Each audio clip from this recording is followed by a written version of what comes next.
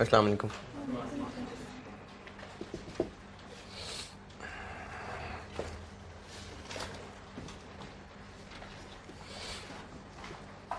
दुरूद शरीफ पढ़ लें।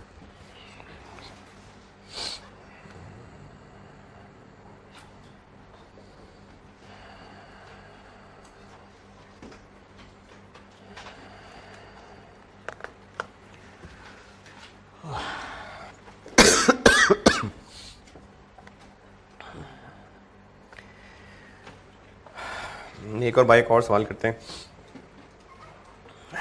ऑटम 21, सवाल को देख के घबराना नहीं है, बस होश से रहना है। क्वेश्चन नंबर 2,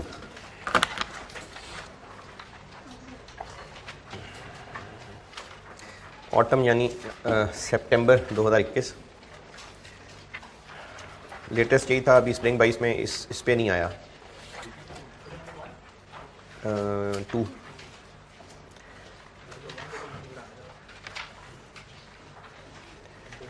ये MFA का है, यानी अब ये MFA में चला गया हुआ है।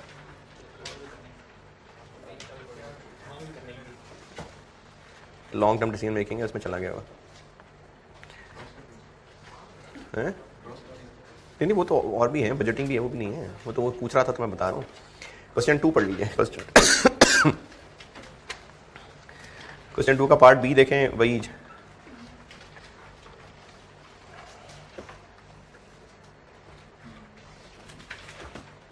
वही नॉन फाइनेंशियल कंसिडरेशंस।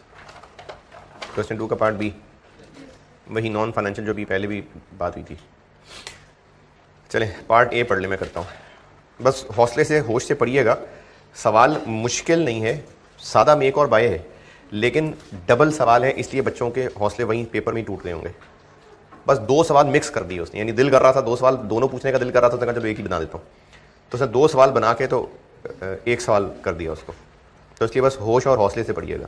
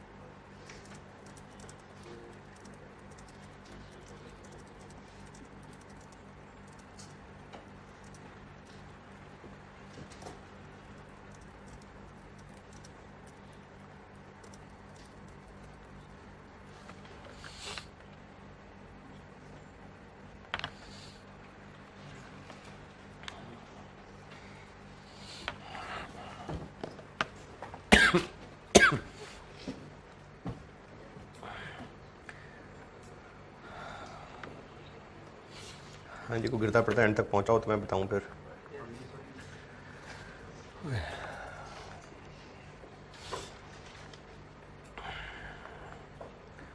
पढ़ लिया? चलें पहले मैं सारे की, क्योंकि ज़्यादा डाटा हो ना, ज़्यादा अंग्रेज़ी, तो फिर कुछ कमज़ोर दिल बच्चे घबरा जाते हैं। पहले मैं इसकी उर्दू बताता हूँ आपको।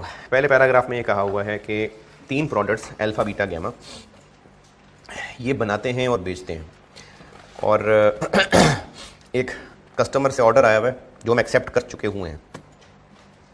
ये तो खैर नहीं लिखा एक्सेप्ट कर चुके हुए हैं, लेकिन हम इरादा कर चुके हुए हैं।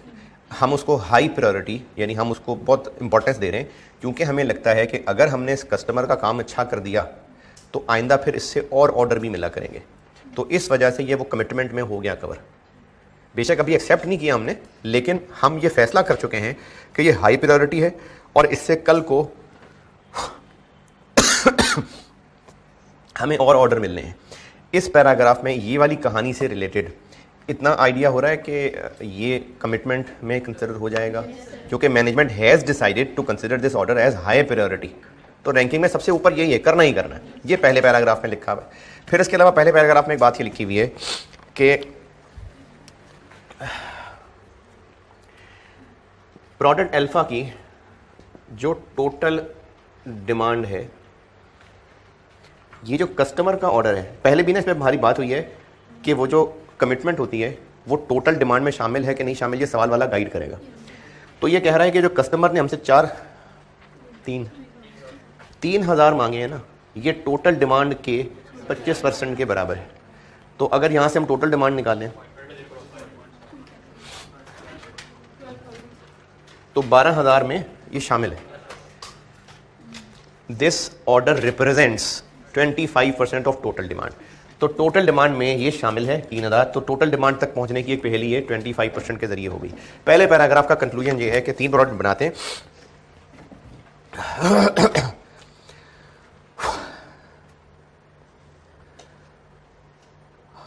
और उनमें से उन्हीं तीनों का एक कस्टमर का ऑर्डर एक्सेप्ट कर चुके हुए हैं। ये पहले पैराग्राफ की अंग्रेजी का मतलब है। इसके अलावा किसी और अंग्रेजी में कोई एतराज़ है पहले पैराग्राफ की तो बताएं। नहीं। फिर उसके बाद ये जो अभी हम बनाते हैं इसको, इसकी सेल प्राइस, खर्चे, ये सब बताए हुए हैं, लेबर आवर्स वगैरह सब बताए हुए हैं।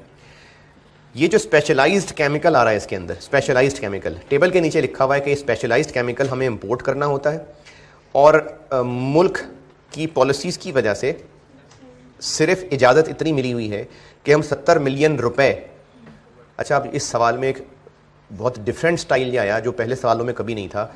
अगर मटीरियल लिमिटिंग फैक्टर था, जो कि एक लेदर वाले सवाल में था, तो मटीरियल की क्या बताई होगी, क्वांटिटी, यहाँ रुपए कह दिए। यानी ये कहने की बजाय कि 7 मिलियन किलो मटीरियल इंपोर्ट कर सकते हैं, बस 70 मिलियन रुपए का कर सकते हैं। तो बस सिर्फ किलो की जगह रुपए आ गया, लेकिन है ये मटीरियल की शॉर्टेज। तो ये इस स्पेशलाइज्ड केमिकल की शॉर्टेज बताई हुई है। इससे पता चल रहा है कि ये लिमिटिंग फैक्टर हो गया। दी मैनेजमेंट ऑफ वायल, उसको लगता है कि ये जो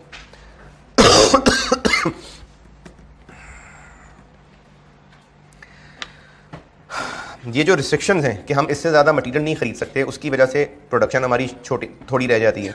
तो अब उसके लिए कोई हल सोच रहे हैं। एक हल ये है, वन ऑफ द प्रपोजल्स ये है कि जिस मुल्क में हम अभी हैं, जिस भी मुल्क में हैं, उस मुल्क से इस फैक्ट्री को बंद कर दें, is to shut down the existing plant, और मुल्क एक्स में चले जाएं, वहाँ पर प्लांट लगा लें। अगर एक्स में चले जाएंगे तो उसके नीचे फॉलोइंग इंफॉर्मेशन है। अगर कंट्री एक्स में फैक्ट्री लगा ली तो मटेरियल की शॉर्टेज तो नहीं होगी, लेबर की शॉर्टेज हो जाएगी। और इसमें अगर शॉर्टेज हो भी गई, प्रोडक्शन नहीं भी कर पाए, फिर भी हमारे पास बाय ऑप्शन भी मौजूद है। Any shortfall in the units can be met by subcontracting. Subcontract का मतलब होता है किसी को काम दे देना, मतलब outsource to an outside supplier. तो अगर हम कंट्री एक्स में चले गए तो वहाँ मटेरियल की शॉर्टेज तो नहीं होगी, लेबर की शॉर्टेज होगी, और शॉर्टेज के अलावा हम प्रोडक्शन नहीं भी कर सकेंगे, तो बाय ऑप्शन बहरहाल मौजूद होगी। पॉइंट 4 में अभी खामोश हूँ, पॉइंट 4 नहीं बता रहा। उसके बाद बस रिक्वायरमेंट पूछी है कि बताएं क्या करें, एग्जिस्टिंग मुल्क में रहें या कंट्री एक्स में चले जाएं। अब इसमें आपसे ना ये नहीं पूछा कि ऑप्टिमम प्रोडक्शन प्लान बता दें। आपसे पूछा है कि जो अभी जिस मुल्क में है, जो काम यहाँ कर रहे हैं वो करते रहें, या दूसरे मुल्क में जाके प्रोडक्शन शुरू कर दें।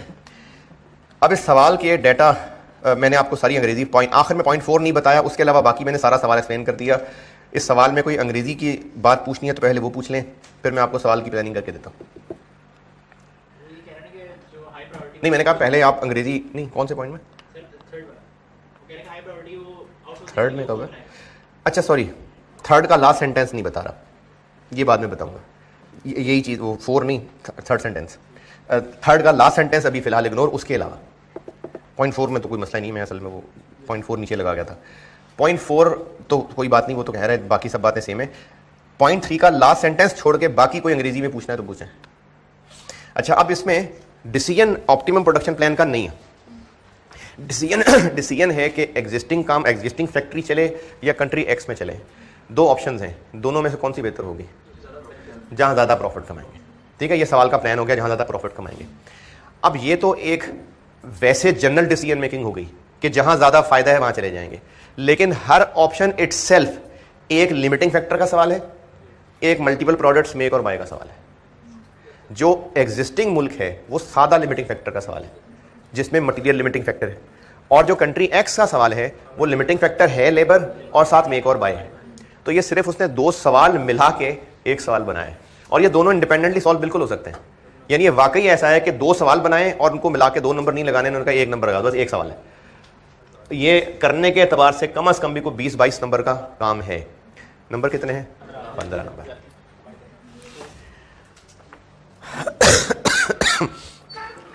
लेकिन इस तरह की ज्यादतियों का एक फायदा ये होता है कि जाएंगे तो 15 जाएंगे, 20 जाने थे तो 15 जाएंगे। जी, सवाल की अंडरस्टैंडिंग में, सवाल को प्लान करने में कोई एतराज है तो बताएं आगे। फिर अब मजदूरी है, क्योंकि 2 सवाल हैं बस। ये एक सादा लिमिटिंग फैक्टर है, जो लोकल मुल्क का काम है वो सिंपल लिमिटिंग फैक्टर है, मटीरियल उसमें लिमिटिंग फैक्टर है, और जो दूसरा है उसमें लेबर की शॉर्टेज है और साथ में एक और बाय है। ठीक है, अच्छा ये तो चलो ठीक है, एक लिमिटिंग फैक्टर हो गया और एक मेक और बाय हो गया। अपने अपने ऑप्शन में तो इस तरह कैलकुलेशन हो जाएगी और ऑप्टिमम प्रोडक्शन प्लान बन जाएगा। फाइनल रिक्वायरमेंट का आंसर कैसे बनेगा? हमें उस ऑप्टिमम प्रोडक्शन प्लान से आगे फिर कैलकुलेशन करनी पड़ेगी कि इस प्रोडक्शन प्लान को फॉलो करेंगे तो कंट्रीब्यूशन कितनी कमाएंगे टोटल, और दूसरे को फॉलो करेंगे तो टोटल कितनी कमाएंगे। टोटल प्रॉफिट कह लें, कंट्रीब्यूशन ना सी प्रॉफिट कह लें। फिर उन प्रॉफिट्स को कंपेयर करके फैसला होगा कि कौन सी ऑप्शन बेहतर है। तो ये लिमिटिंग फैक्टर और मेक और बाय फैक्टर 2 सवाल मिला के अब एक जनरल डिसीजन मेकर सवाल बन गया कि 2 ऑप्शन में से कौन सी बेहतर है। ठीक है, समझ आता है?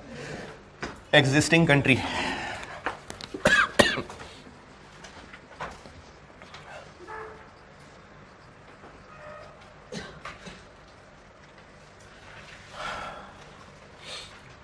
लिमिटिंग फैक्टर है, इसमें रैंकिंग कर लेते हैं पहले। Alpha, beta, gamma. Sale price 10,000, 9,000 G, 12,500। Material है स्पेशलाइज्ड केमिकल 2,500, 1,800 कितना? अच्छा, अब ये सारी चीज़ें जो है ना वो आपको पर यूनिट बताई हैं, दी पर यूनिट डिटेल। तो ये सिंपली बस यूज़ कर लेंगे यहाँ पर। डायरेक्ट लेबर 1250, 2,000, 1,500, और वेरिएबल FOH 250, 200, 500। उसके बाद है फिक्स्ड FOH, तो फिक्स्ड को छोड़ देंगे। सेलिंग हमें लेनी चाहिए वेरिएबल यहाँ पर कि बस प्रोडक्शन काफ़ी है। सेलिंग भी वेरिएबल खर्चा है तो वो भी कंसिडर होगा, तो सेलिंग इसमें से हम ले लेते हैं 30%।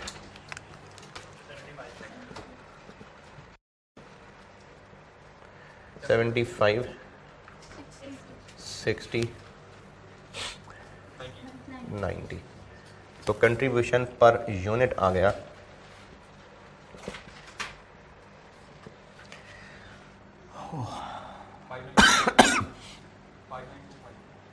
59,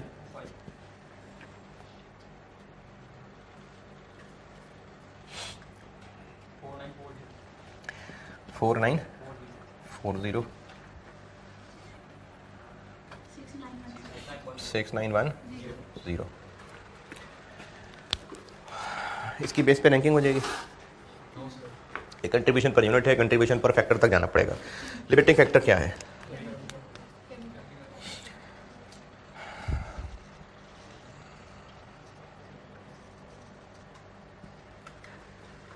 कितने कितने किलो? हाँ जी,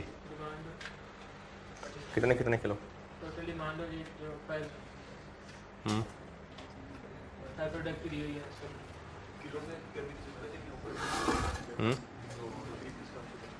रुपीज़ के हिसाब से क्या? क्योंकि हमने तो देखना होता है ना कि चूँकि मटेरियल लिमिटिंग है तो हम निकालते हैं कंट्रीब्यूशन पर किलो, फिर रैंकिंग करते हैं।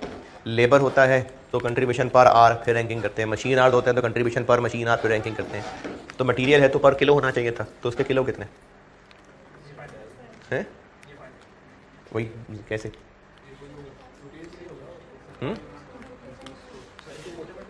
प्रोपोर्शनल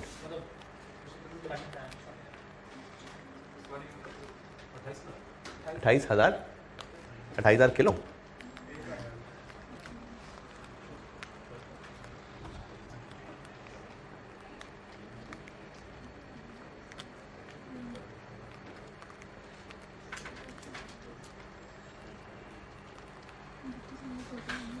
हाँ जी सर, अगर 70 मिलियन को टोटल यूनिट्स जो आपकी डिमांड है उसके साथ डिवाइड करें, लेकिन टोटल डिमांड के लिए 70 मिलियन का तो नहीं मटेरियल, टोटल डिमांड तो पूरी नहीं कर पाएंगे। 70 मिलियन तो लिमिटिंग फैक्टर है। 9.33।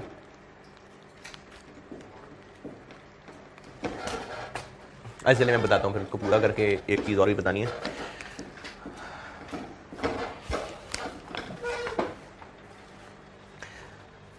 अच्छा, बहुत ज़्यादा सोचे बगैर, बहुत गहराई में सोचे बगैर, बस वैसी इंस्टिंक्ट क्या आता है दिमाग में? क्या लिखूँ यहाँ? हैं? कुछ भी नहीं लिखूँ? 2500 क्यों? बस वैसे ही, हाँ ठीक है, बिल्कुल ठीक है। हाँ जी बिल्कुल ठीक है, 2500 बिल्कुल ठीक है। तो इसकी अगर बहुत गहरा ना भी सोचें और कुछ समझ नहीं आ रहा, जिसने 2500 भी लिख दिया होगा तो उसका काम चल गया। लेकिन 2500 क्यों लिखना है वो बताता हूँ। अच्छा, सब में तो नहीं 2500 कह रही? नहीं सर, 25 का एक चूंकि मटेरियल है ना, और अब तक इसको सोचा ही किलो के हिसाब से होता है, लीटर के हिसाब से होता है, इसलिए अभी आप इस सवाल में कोशिश करेंगे कि कहीं किलो मिल जाए। जिन सवालों में स्क्वायर फीट था, एक सवाल था उसमें पता नहीं 36-40 था या क्या था पता नहीं, टोटल लेदर इतना अवेलेबल था, टोटल इतना अवेलेबल था, ये लिमिटिंग फैक्टर था। तो हमने फिर इधर नीचे क्या लिखा था? Square feet per unit. अच्छा, पर यूनिट क्यों? क्योंकि हम ये सब पर यूनिट कर रहे हैं। टोटल अवेलेबल इतने स्क्वायर फीट था तो हमने लिखा स्क्वायर फीट पर यूनिट। जब लेबर का सवाल था, पता नहीं था कि नहीं था, 80,000 आर्स टोटल अवेलेबल थे, यानी लिमिटिंग फैक्टर टोटल इतने आर्स अवेलेबल था, तो हमने यहां क्या लिखा? Are per unit. किसी सवाल में टोटल 50,000 मशीन आर्स अवेलेबल थे, तो हमने यहां क्या लिखा? Machine hour per unit. Total 70 million रुपए का मटेरियल अवेलेबल है, तो हम लिखेंगे रुपए पर यूनिट। जो चीज लिमिटेड अवेलेबल है वो 70 मिलियन रुपए है, तो हमने रुपए पर यूनिट लिखना है मटेरियल। समझ आई कि नहीं? जो चीज अवेलेबल है हमने देखना है वो कितनी चाहिए।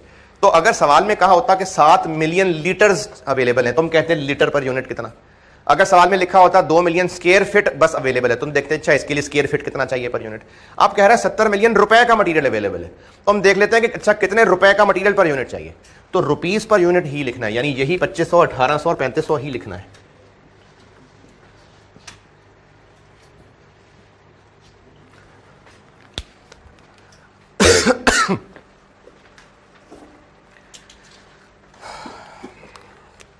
अब कंट्रीब्यूशन पर दिस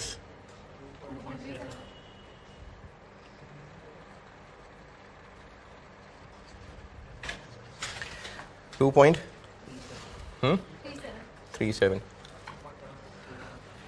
2.74 1.97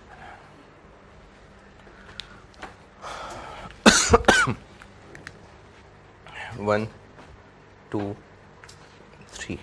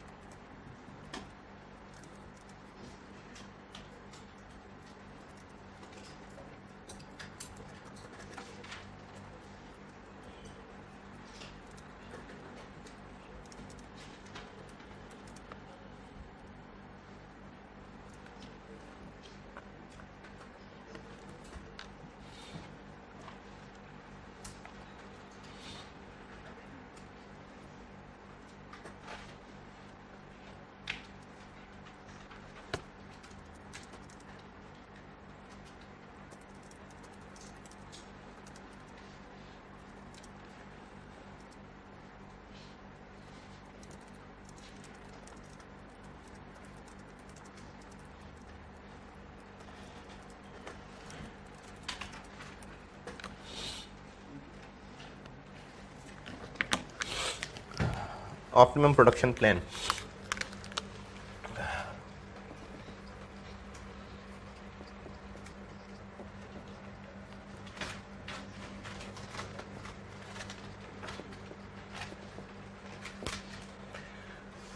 अच्छा, यहाँ पर हम क्या लिखें? रुपीज़ ही, रुपीज़, क्योंकि लिमिट ही रुपीज़ की है 70 मिलियन। तो हम रुपीज़ ही लिख रहे होंगे।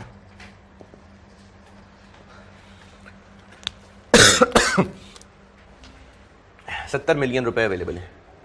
अब ये सब रुपीज़ हैं क्योंकि लिमिट ही रुपए में है।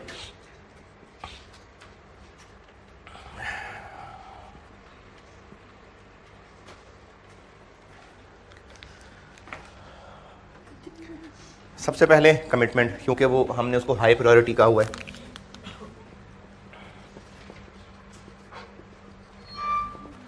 क्या क्या है? अल्फा है 3000, बीटा है 4000 और गैमा है 1000। अल्फा खा जाएगा 2500 रुपये के हिसाब से, 2500 इंटू 3000 750000। बीटा खा जाएगा 4000 इंटू 1800 720000। और गैमा खा जाएगा 1000 इंटू, और तीनों का इकट्ठे ही कर लें बेशक। बाकी क्या रह गया? 51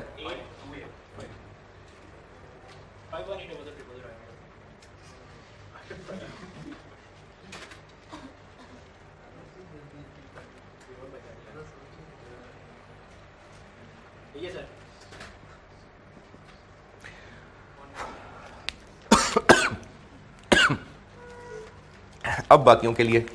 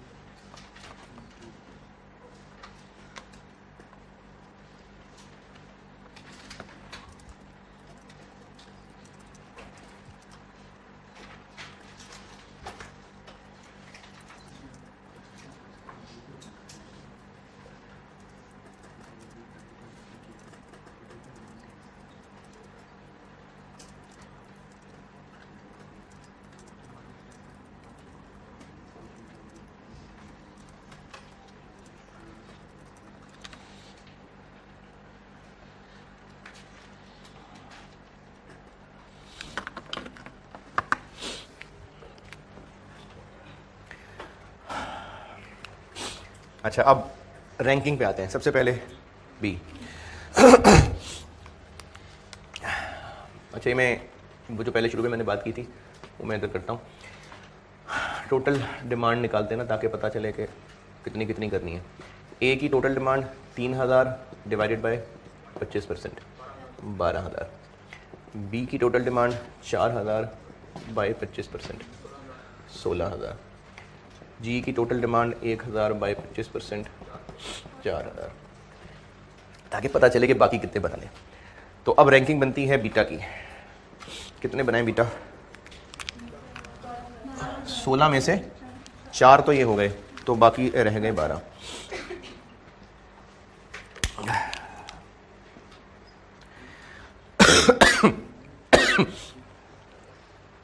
$12,000 इंटू 1800 रुपये कितना?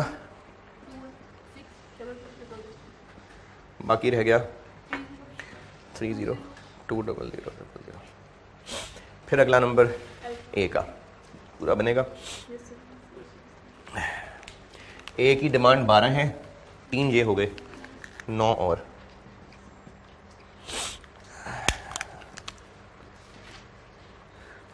कितने रुपए खा जाएगा ये? 9000 इंटू 2500 जी 22 500 000, बाकी रह जाएगा 77। और फिर आएगा जी का नंबर जो यकीनन पूरा नहीं बनेगा 7700, और ये बन सकेगा 7700 डिवाइडेड बाय 3500 जी 2200। और ये चूंकि सिंपल लिमिटिंग फैक्टर है, मेक और बाय नहीं है, तो बस ये यहीं एंड हो गया।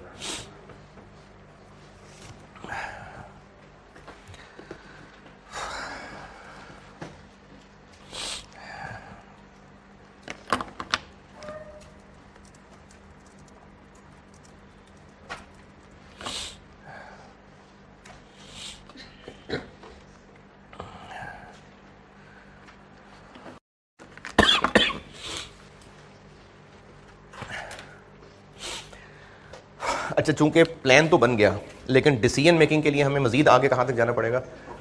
टोटल प्रॉफिट तक। अच्छा, टोटल प्रॉफिट तक जाएं कि टोटल कंट्रीब्यूशन तक जाएं? क्यों? हाँ बिल्कुल, अगर तो चूंकि बिल्कुल एंड पे उसने 0.4 में कह दिया all other information unless otherwise specified would remain the same, तो इसका मतलब है कि फिक्स्ड एफओएच उतने ही रहेंगे। क्योंकि आपको कंट्री एक्स के बारे में जब यहाँ इंफॉर्मेशन दी है तो बस सिर्फ लेबर का ही जिक्र किया है बस, यानी बाकी सब कुछ वैसे ही होगा, इसलिए फिक्स्ड ओवरहेड्स रहने देते हैं। अदरवाइज हम फिक्स्ड ओवरहेड्स लेते क्योंकि नए मुल्क में तो नए फिक्स्ड ओवरहेड्स होने थे, तो फिर हम प्रॉफिट निकालते, लेकिन चूंकि वो कह रहा है कि फिक्स्ड ओवरहेड्स उतने ही रहने हैं तो बस कंट्रीब्यूशन काफ़ी है। तो यहाँ से अब इस ऑप्शन का लास्ट काम टोटल कंट्रीब्यूशन।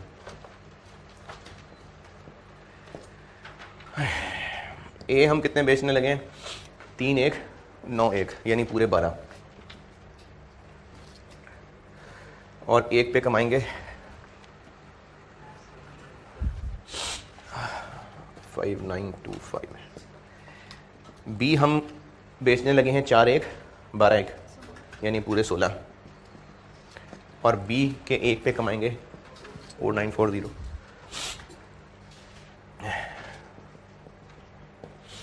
और जी हम बेचने लगे हैं 1001 और 2201, यानी 3200, और जी पे कमाएंगे 6910।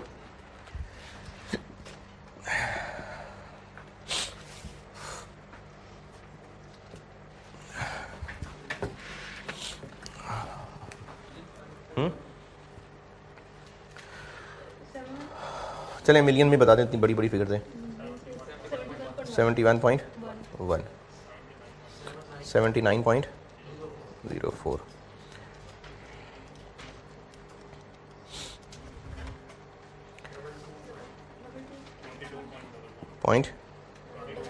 .11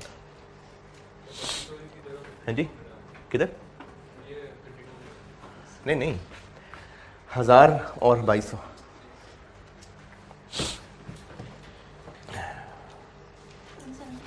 वन 2.25।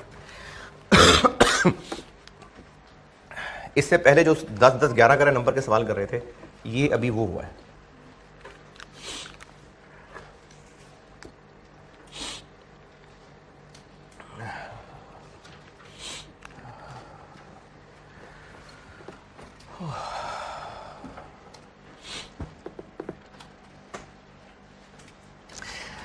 अच्छा, अब देखें, सवाल से एक इबरत पकड़ें। इस तरह का सवाल पहले मैंने सोचा भी नहीं था कोई ऐसा कोई सवाल हो सकता है। ये तो एग्जामिनर ने एक बहुत डिफरेंट एंगल सोचा, मर्ज कर दिया 2 सवालों को, तो यकीनन ना पहले कभी इस तरह का सवाल आया, ना कभी गाइड किया होगा। अब उस पेपर में बैठ कर जो ये सोचेगा कि ऐसा सवाल तो कभी हमने पहले किया नहीं, और दिमाग को वहीं बंद कर लेगा कि मुझसे नहीं होगा, ये वेरी मेजर रीज़न है फेलियर की, कि कॉस्ट के पेपर में स्टूडेंट बैठ के अपना दिमाग बंद कर ले और ये सोचे कि बस जैसे सवाल सर ने कराए बस उस तरह के होंगे तो मैं कर सकूंगा, वरना मैं कर ही नहीं सकता। अपने आप की इनएबिलिटी पे इतना यकीन कर लेना कि सवाल को ध्यान ही नहीं देना। हालांकि सवाल को अगर हौसले के साथ पढ़ लिया जाए तो ये कोई बहुत मुश्किल काम तो नहीं किया, बस डबल सवाल हो गया।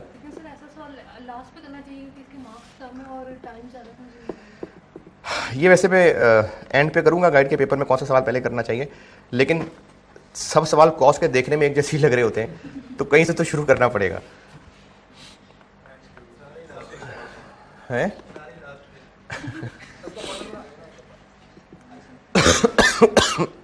नोट करें, मैं फिर अगली प्रपोजल।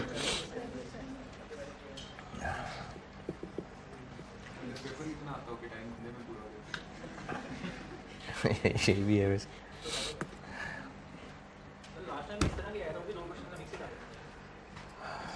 लास्ट टाइम वो कंटिन्यू शटडाउन वाला, कंटिन्यू शटडाउन कराऊंगा तो फिर वो करूंगा डिस्कस।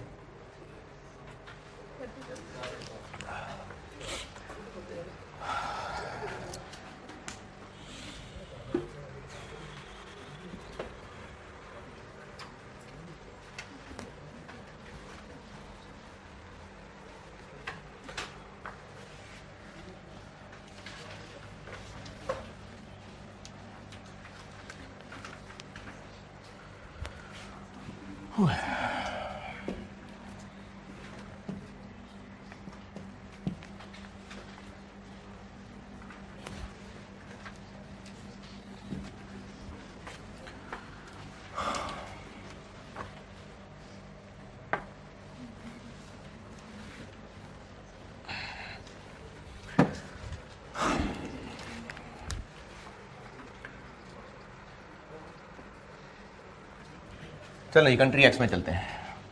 अब कंट्री एक्स में मेक और बाय का सवाल आ गया, तो फिर एक्सेस कंट्रीब्यूशन लेनी पड़ेगी।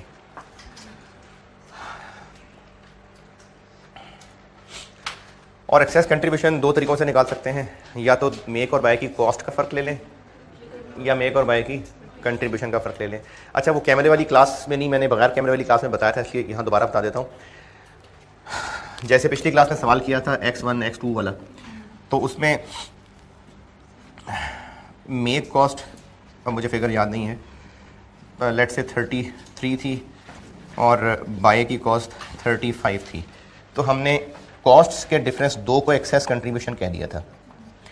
फिर मैंने किसी कैमरे वाली क्लास में भी किसी स्टूडेंट को समझाते हुए बोला था कि फ़र्ज़ करें ये सेल होता 50 का और मेक करके बेचते तो 17 रुपये कमाते, बाय करके बेचते तो 15 रुपये कमाते। तो दोनों की कंट्रीब्यूशंस का फ़र्क ले लें, वो भी दो है, कॉस्ट का फ़र्क ले लें तो भी दो ही आ जाएगा। तो हमने इसलिए कॉस्ट का फ़र्क ले लिया था।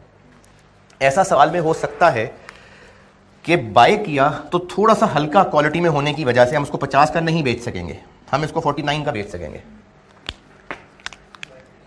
अब अगर ये वाला सवाल इस तरह से हो कि मेक की सेल प्राइस और बाय की सेल प्राइस और हो, तो फिर हम इस तरीके से नहीं चल सकते।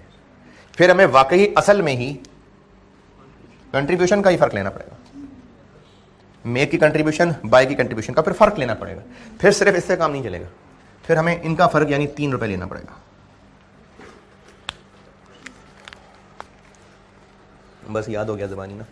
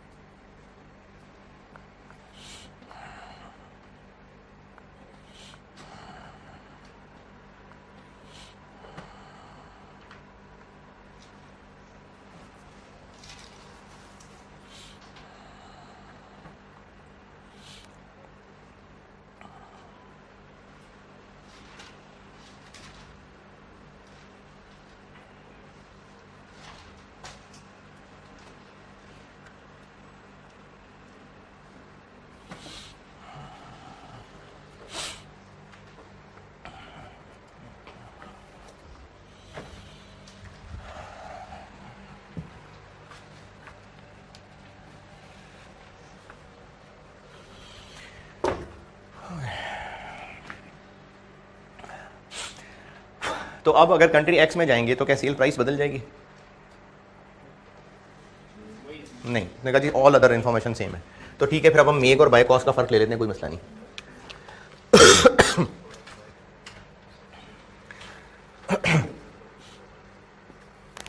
मेक कॉस्ट हम ऑलरेडी पार्ट 1 में कर चुके हैं, उसी को यूज़ कर लेते हैं। और कॉस्ट का सब टोटल तो ऐसा नहीं किया था, तो ऐसा करते हैं कि sale price minus contribution option 1 वाला वो यूज़ कर लेते हैं। नहीं तो सारी दोबारा लिख लेते हैं। सेल प्राइस है, कंट्रीब्यूशन माइनस करते हैं तो पीछे वो वेरिएबल कॉस्ट मैं एक्चुअली कर ये रहा हूँ कि मेक तो अब भी सब वैसे ही खर्चा रहना है ना, तो केमिकल 2500 का, डायरेक्ट लेबर 1250 का, वेरिएबल प्रोडक्शन कॉस्ट 250 की और वेरिएबल सेलिंग कॉस्ट 75 की। तो या तो उनका टोटल कर लें या सेल प्राइस में से कंट्रीब्यूशन माइनस कर लें। बल्कि रहने दें यार, ये ना बाद में किसी को चक्कर आ जाने, कोई बात नहीं, 2 लाइनें हैं ना लिख लेते हैं, वह जिससे हो जाए ठीक है।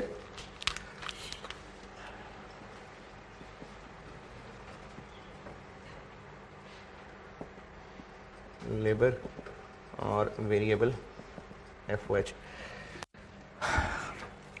अच्छा मैं ना यहाँ सेलिंग कॉस्ट नहीं लिख रहा, वेरिएबल सेलिंग कॉस्ट नहीं लिख रहा, अभी थोड़ी देर बाद उसकी वजह बताता हूँ।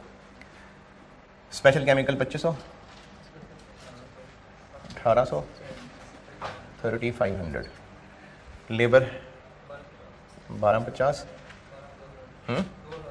2000, 1500, वेरिएबल FOH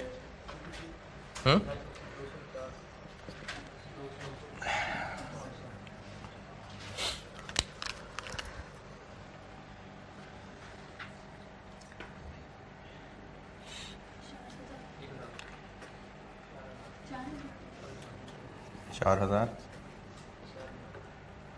4000, 5500 और बाय कॉस्ट दी हुई है सीधी सीधी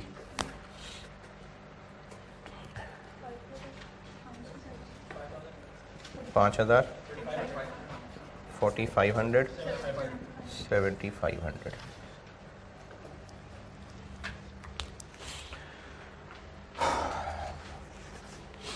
अच्छा मैंने ये सारे खर्चे पिछले लिखते हुए वेरिएबल सेलिंग कॉस्ट क्यों नहीं लिखी? क्योंकि हम इस वक्त बात बाय और मेक के कंपैरिजन की कर रहे हैं। चाहे मेक करें चाहे बाय करें, कल को बेच तो देना ही है, तो इसलिए मकसद इस वक्त मेक और बाय के कंपैरिजन का हो रहा है, इसलिए मैंने उस 75 को नहीं लिखा था। तो इसमें सब में ही देखिए मेक अच्छा है, तो एक्सेस कंट्रीब्यूशन ऑफ मेक हो गई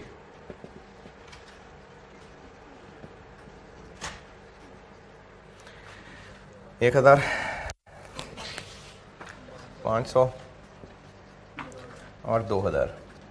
और लिमिटिंग फैक्टर क्या है इसमें कंट्री एक्स में? Labour hours. लेबर आवर लगेंगे ए पे 6, 5, 8। अब ये जो 6, 5, 8 हैं ये तो नहीं कहा कि कंट्री एक्स में भी इतने ही लगेंगे, ऑल अदर में ये आ गया, क्योंकि जो कुछ भी पॉइंट 1, 2, 3 में नहीं बताया हुआ वो वही है जो अभी होता है, तो इसलिए लेबर आवर वही है जो ऊपर टेबल में लगते हैं।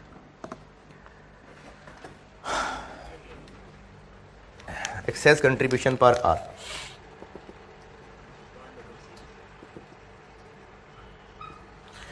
वन 66.7 100 250।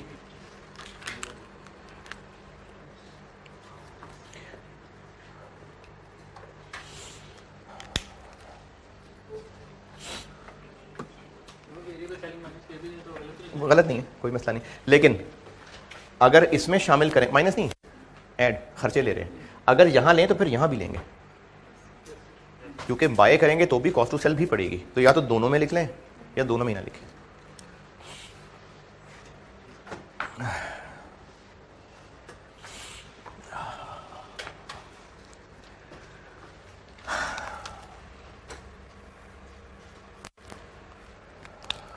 लेबर आवर्स कितने अवेलेबल हैं? 1 लाख। पिछली क्लास में मैंने बताया था कि मेक और बाय में कमिटमेंट इग्नोर, यहां इग्नोर कर देते अगर नीचे पॉइंट 3 का लास्ट सेंटेंस ना लिखा होता। However, the order considered as high priority would be manufactured by YL itself. यानी अब भी हम उसको पहले प्रोड्यूस ही करेंगे, इसलिए अब यहां कमिटमेंट में आएगा वो। वरना अगर ये लाइन ना लिखी होती तो करते हुए हम कमिटमेंट की फिक्र नहीं करते, क्योंकि बना नहीं सकते, कोई बात नहीं, खरीद के भेज देंगे। तो इस लाइन की वजह से अब यहां पर भी पहले इसको कमिटमेंट पूरी करनी पड़ेगी।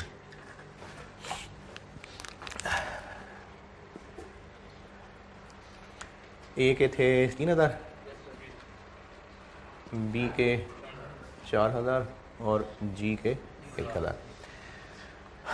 ए के 3000 इंटू 6 18,000 घंटे लग जाएंगे, बी के 4000 इंटू 5 20,000 घंटे लग जाएंगे और 8,000 घंटे लग जाएंगे।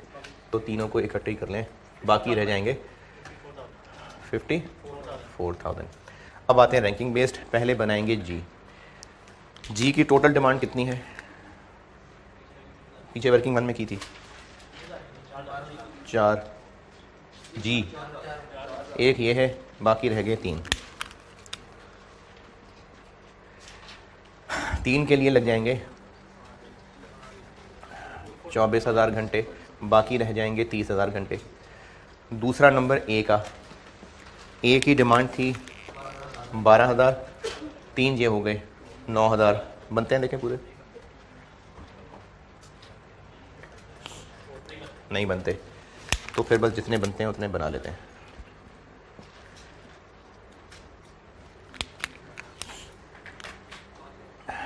$30,000 डिवाइडेड बाय 6 5,000। अच्छा, इसमें चूंकि मेक और बाय है तो ये हो गया प्रोडक्शन प्लान और फिर आ गया बाय प्लान या परचेज प्लान।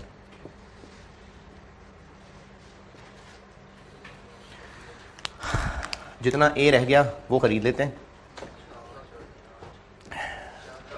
3 और 5 8 बना लेंगे,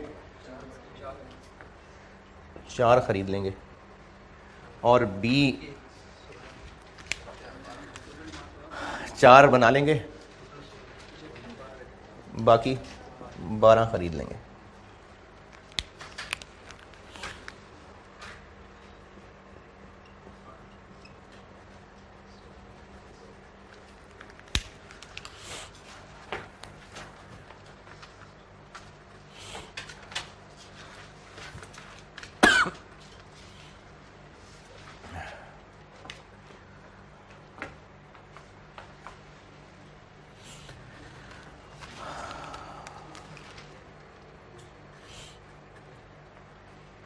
अब डिसीजन मेकिंग के लिए टोटल कंट्रीब्यूशन तक पहुंचते हैं।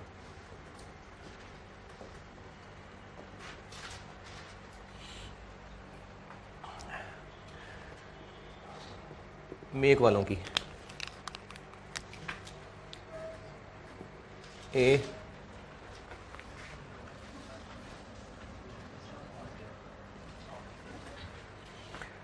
8,000 इंटू 59 क्या था, नहीं 5925 मिलियन में ही बता दें।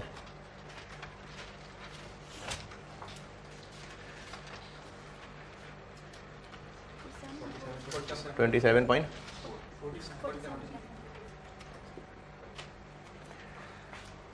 बी 4 बनाएंगे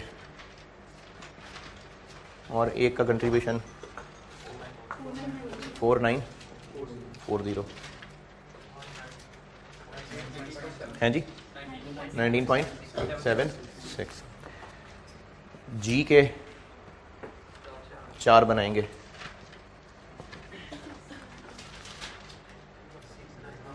69.64। ये तो कमाएंगे हम मेक वालों पे। बाय करना है ए के 4,000। यहाँ तक पहुँचें फिर बताता हूँ बाय, पहले पीछे जो रह गए वो यहाँ तक पहुँच जाए।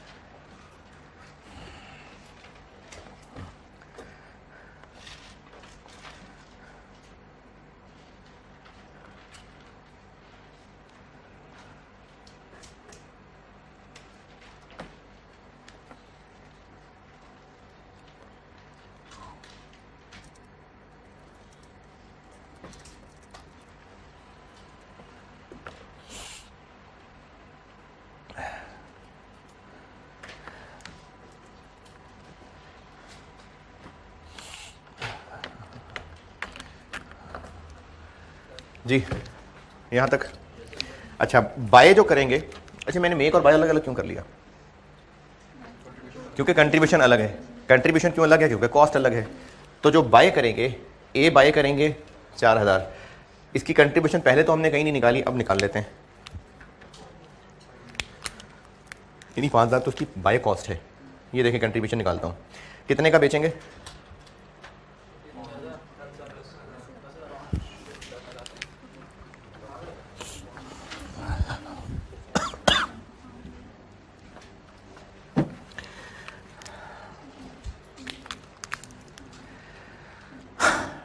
चार 4000 यूनिट्स खरीद के बेचेंगे, 10 का बेचेंगे, 5 का खरीदेंगे और 75 रुपये भी खर्च करेंगे। ये कौन सा 75 है? सेलिंग कॉस्ट है। कंपैरिजन में कहा था दोनों जगह ना लिखें, ये तो हम प्रॉफिट कंट्रीब्यूशन निकाल रहे हैं। यहां पर मैंने कहा था 75, यहां भी ना लिखें यहां भी ना लिखें, यानी जो मैंने किया है वो ठीक है, क्योंकि हम कंपेयर कर रहे थे कि बाय सस्ता है कि मेक सस्ता है। अब हो गया फैसला सस्ता है, अब तो उससे आगे बढ़ जाएंगे, बेचेंगे, प्रॉफिट देख रहे कितना कमाना है, तो उसमें तो फिर सेलिंग कॉस्ट है ना। इसी तरह से बी 12000 खरीद के बेचेंगे। देखें यहां इग्नोर करने को कहा था क्योंकि मेक और बाय कॉस्ट का बस कंपैरिजन करना था। अब तो बेचने की बात हो रही है कि बेचेंगे तो फिर नेट क्या बचेगा, तो बेचेंगे तो फिर तो होनी है कॉस्ट टू सेल। 12000 खरीद के बेचेंगे और बी 1 बेचेंगे 9000 का, जो कि खरीदेंगे 45 का और बेचते हुए 60 रुपये खर्च करेंगे। तो ए से कमाएंगे 19.7, 53.28।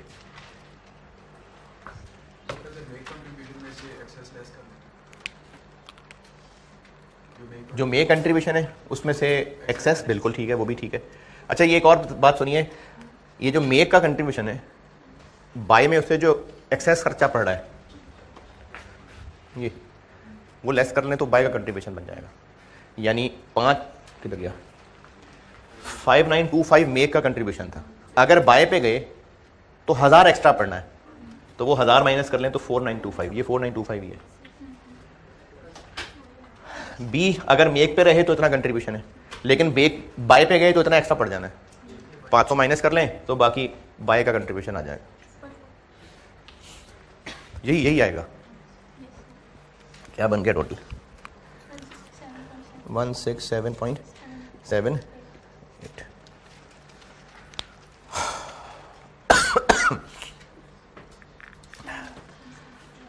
तो अब कंक्लूजन ये है कि अपने घर रहें, बस अच्छी बात है।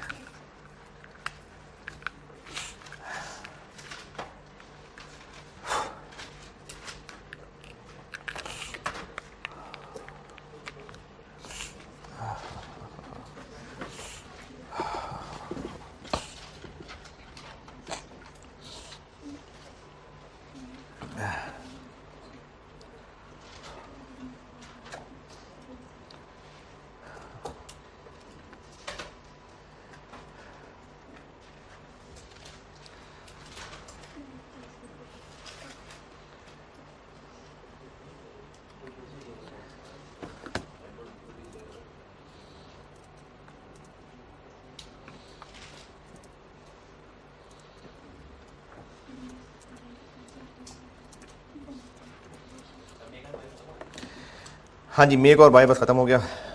और कंटिन्यू और शट डाउन 1 सवाल उसका करा दूंगा और फर्दर प्रोसेसिंग 1 सवाल उसका करा दूंगा। हैं करा दूँ अभी?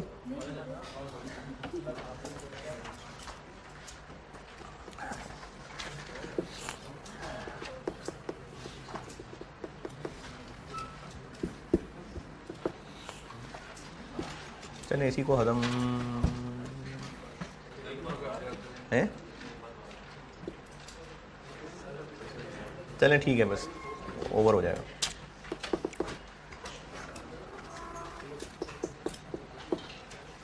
या हिम्मत है तो मैं कराता हूँ। और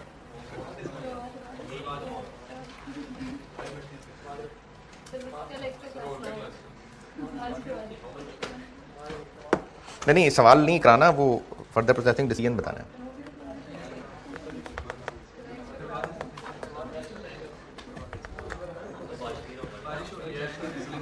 बारिश हो रही है?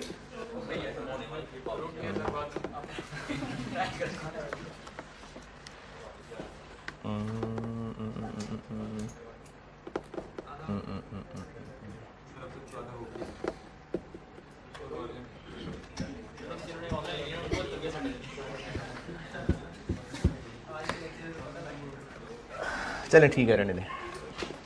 ठीक है, अल्लाह हाफ़िज़।